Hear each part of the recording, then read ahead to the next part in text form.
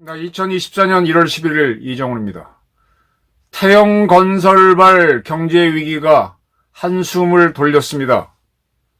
태영건설이 파산으로 갈 것이냐, 아니면 한 번 더 기회를 잡을 것이냐, 한 번 더 기회를 잡게 됐습니다. 일단은 이번 총선 때까지는 한 번 기회를 잡을 수 있게 됐습니다. 덕분에 붉은 등이 들어왔던 한국 경제도 총선까지는 버틸 수 있게 됐습니다. 태영건설은 국내 시공 능력 16위의 큰 건설 회사죠. 그런데 지금 곳곳에 뭘 하겠다라고 땅을 사놓고 분양을 하고 어쩌고 하려고 그랬는데 이게 다 안 되면서 지금 부동산이 확 죽었죠. 그러니까 땅을 사고 할 때는 제2금융권에서 은행은 안 빌려줄 수 있대요. 이자율이 높은 제2금융권에서 빌려서 땅을 사서 그 다음에 거기 지어갖고 분양을 해서 그걸 갚고 자기도 이익을 챙기는데 이게 분양이 안 돼요. 그런 사이에 제2금융권은 이자가 높은데 이자를 못 내니까 이렇게 된 거죠. 그리고 은행도 제2금융권 휘청하게 되면서 그럼 거기에 돈 넣었던 사람들은 자기 돈 날라갈까봐 이게 난리가 나게 되는 거죠. 이런 상황에 그리고 이제 태영이 하나 무너지게 되면은 부동산 경기 안 좋은 거는 뭐 태영만 안 좋은가? 다 안 좋으니까 줄줄이 건설회사가 무너지면서 경제 위기가 오나 하는 두려움이 있었는데 일단은 태영이 한번 기회를 잡게 됐습니다. 이 태영한테 여러 가지 아까 말한 대로 뭐 부동산 사도록 돈을 빌려준 여러 기관들이 있죠. 채권자들이라 그러죠. 609곳입니다. 그 채권자들이 투표를 했는데 우리가 이게 일반 정치를 할 때는 1인 1표주의죠. 근데 경제로 들어가게 되면은 금액 따라 다르죠. 주식 따라서 주식이 많은 사람이 의결권이 더 많죠. 같은 국민이 아니에요. 경제에서는 주식이 많은 사람이 100주 있으면 그 사람 100개의 권리가 있는 거고 1개 가진 사람은 1개의 권리밖에 없는 겁니다. 태영에 돈 빌려준 데가 609곳인데 100원 빌려준 데도 있고 1000원, 만원이 있을 거 아닙니까? 그러니까 똑같이 채권자가 아니에요. 그래서 전체 빌려준 금액 기준으로 75% 이상이 금액 대비 빌려준 금액 등의 75% 이상 빌려준 사람들이 한번 워크아웃 해봐라. 한번 회생 절차를 기업 개선 작업을 해보자. 한번 살려보자. 이런 의견을 보여야만 살리는 건데 75% 전체 빌려준 곳은 609곳이지만 큼직하게 빌려준 곳들이 워크아웃 해보자라고 하면서 워크아웃을 할 수 있게 됐습니다. 워크아웃이 이제 결정이 된 겁니다. 75%가 넘었기 때문에 채권액의 75% 이상 낸 사람들이 동의했기 때문에 그럼 워크아웃이 되게 되면은 이제부터 이제 석 달간 태영은 계속 그 이자를 갚아야 되는데 이자 맞는 기간이 지금 다 도래해서 원금도 갚아야 되는 시간이 왔는데 못 갚아서 이렇게 된 건데 3개월간 연장이 됩니다. 그리고 한 달 더 연장할 수 있습니다. 오늘이 1월 11일 날 75% 이상 동의가 됐으니까 4월 11일까지 유예가 됩니다. 4월 10일 날 총선이 있죠. 총선 다음 날까지. 그때까지 이 채권 돈을 빌려준 그쪽에서는 태영건설을 철저히 조사해가지고 어떻게 하면 살릴 수 있느냐 이 기업을. 그래서 여기가 지금 뭐 부동산이 많잖아요. 이걸 계속 팔아야죠. 태영이 골프장도 많고 부동산 지금 사놓은 아파트 땅값 같은 거 똥값 됐더라도 팔아야죠. 팔아서 이제 채권자한테 나눠주고 그래야 그쪽도 이제 돈 빌려준 제2금융권도 그걸 받아야만 살잖아요. 그래서 일단 해주고 그럼 이제 기업이 확 쪼그라들겠죠. 이렇게 해서 이렇게 해라 라고 이제 이 기업을 살리는 방안을 3개월 동안 만드는 겁니다. 필요하면 한 달 더 연기해서 만들고 이제 그거대로 시행이 들어갈 텐데 근데 이거 만드는 데서 이제 문제가 생기는 게 이게 이제 A 지역의 아파트 지려고 한 데에서는 거기다가 각각의 사업이다 보니까 돈을 빌려주는 사람들마다 다 달라요. 입장이 달라서 제2금융권도 있고 또 금융권이 아닌데도 뭐 땅을 빌려준 사람, 그 지주 같은 경우는 땅을 내놨겠죠. 그건 난 내 돈은 받아야 되겠다. 먼저 받아야 되겠다. 제2금융권이 먼저 가져갈 수 없다. 이렇게 싸우게 되면 갈등이 생길 수 있는데 그런 문제들은 있지만 어쨌든 하게 됩니다. 자, 이렇게 해서 이제 일단은 3개월 총선 이후까지는 유예를 받았습니다. 지금은 원금 도래일이 다 왔는데 못 갚아도 3개월 연장이 됐습니다.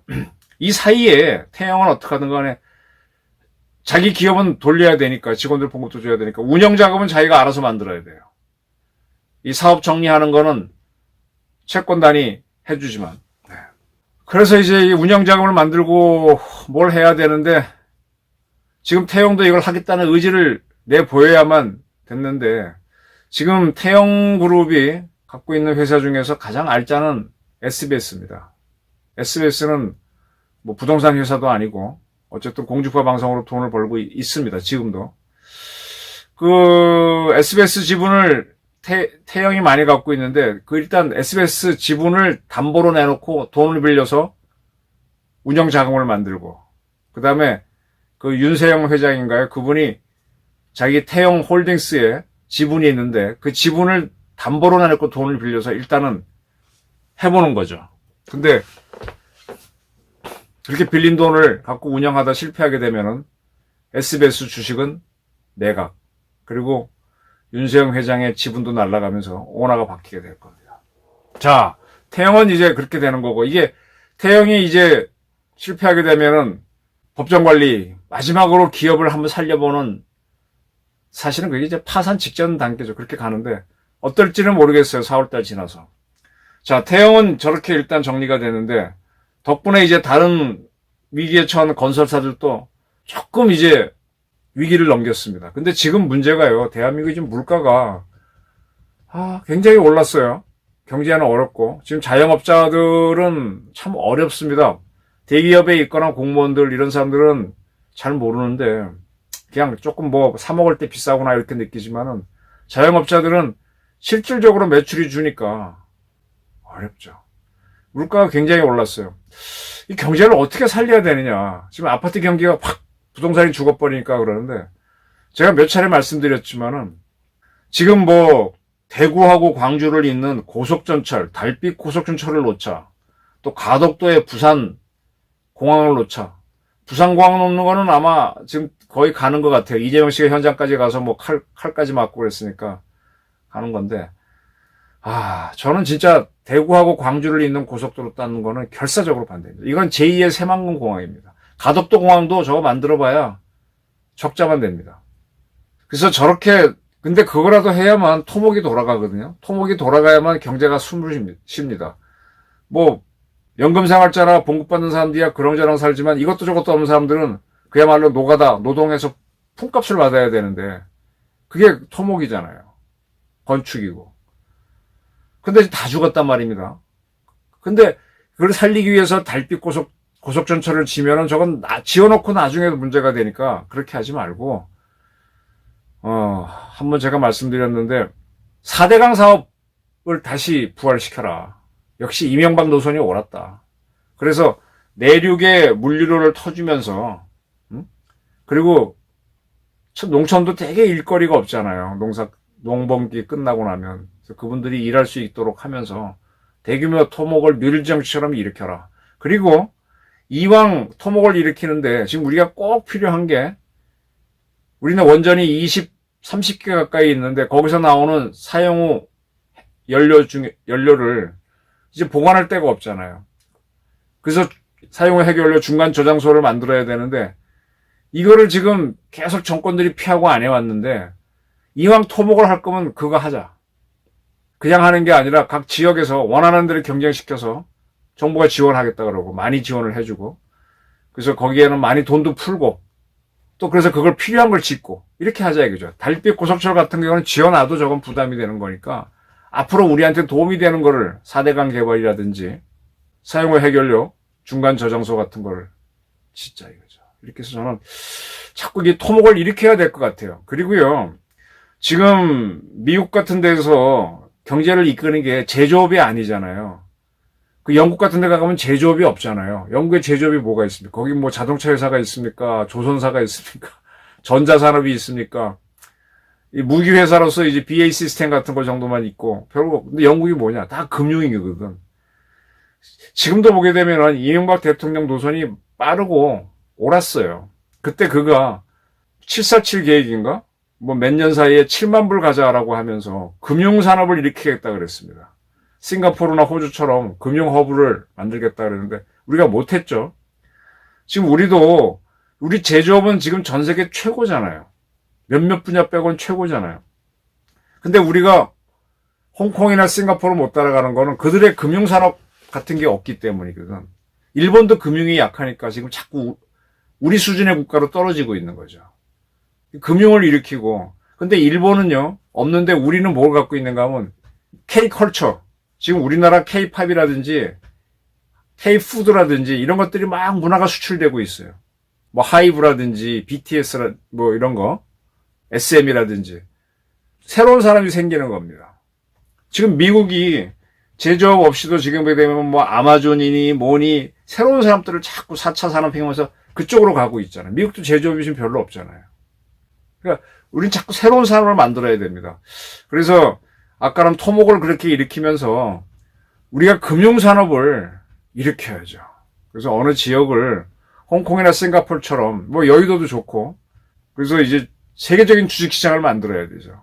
돈이 모였다가 투자가 되고 하는 그런 산업을 지금 윤석열 정부에서 제가 경제 문제는 좀 설명이 좀 떠듬떠듬합니다만 그런 것들을 탁탁 잡아나가면 여기서 우리나라 그렇게 금융의 허브가 되면요.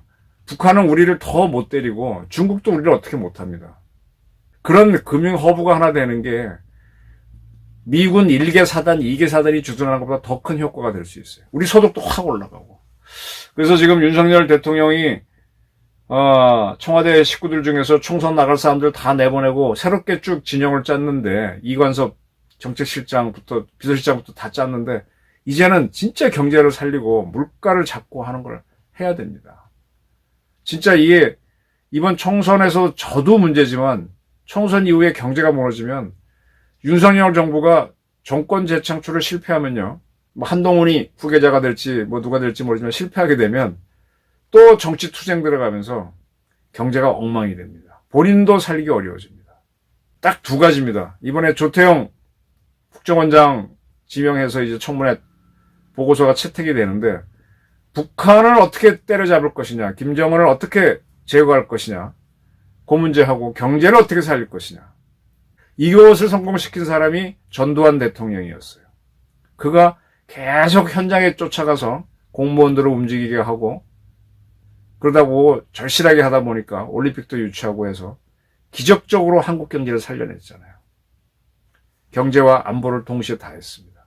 물론 그 과정에서는 아주 많은 사람들이 싫어하고 지금은 전두환을 조롱거리로 만드는 서울의 봄 같은 영화를 만들게 되는 그런 비극을 맞았지만 그런 대한민국을 살려냈거든요. 박정희에 이어서. 윤석열 정부가 소수 정권으로서 혁명적인 일을 해야 됩니다. 그래서 경제와 안보, 특히 국민들이 안보는 뭐 기본이지만 경제를 살려내야 됩니다. 태영건설 워크아웃이 하나의 기회였습니다. 그리고 SBS를 통해서 그걸 기회로 삼아서 지금 KBS, MBC에 대한 언론 개혁도 할 수 있는 단초가 열릴 수 있어요. 이 몇 가지 중요한 일들을 총선 전후로 해서 윤석열 정부가 과단성 깊게 해내기를 바라는 바입니다.